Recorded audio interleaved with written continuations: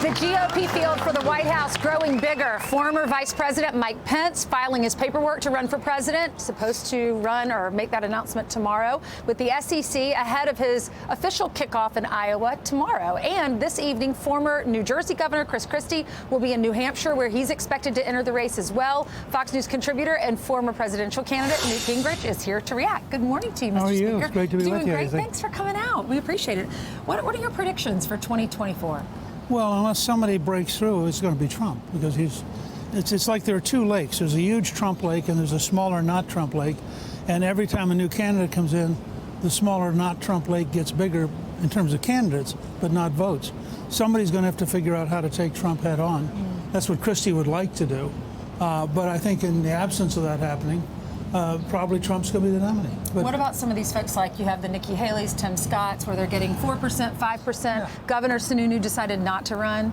Listen, I guarantee you that at Mar-a-Lago, every person who announces they have a little champagne, they're a little happier. Right. Trump would love to have a field of 30. And then the only name you'll remember is Trump. And they'll all be down here fighting each other. And the person who I think sort of had a chance of breaking out was DeSantis. And for some reason, his campaign, you can tell it hasn't caught fire because people keep announcing. I mean, if DeSantis were dominating the non-Trump field, these folks wouldn't be running. But I think you may end up with 10 or 15 candidates. All right. You have a new book that's coming out today.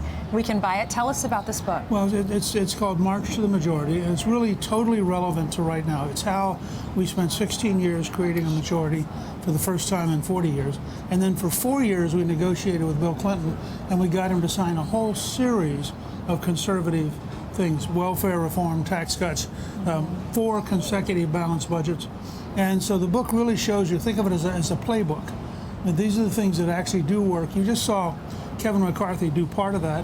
Start early, set your goals, communicate constantly, and very much what we did. And I think that for people who really want to change the country, that March to the Majority is both a history book, but it's a very practical book about what you can do to be effective. Well, you marched to the majority. Thank you, Mr. Speaker, for being on with us. Pick up his book. You can buy it wherever books are sold or on Amazon. Sure. Thank you so much.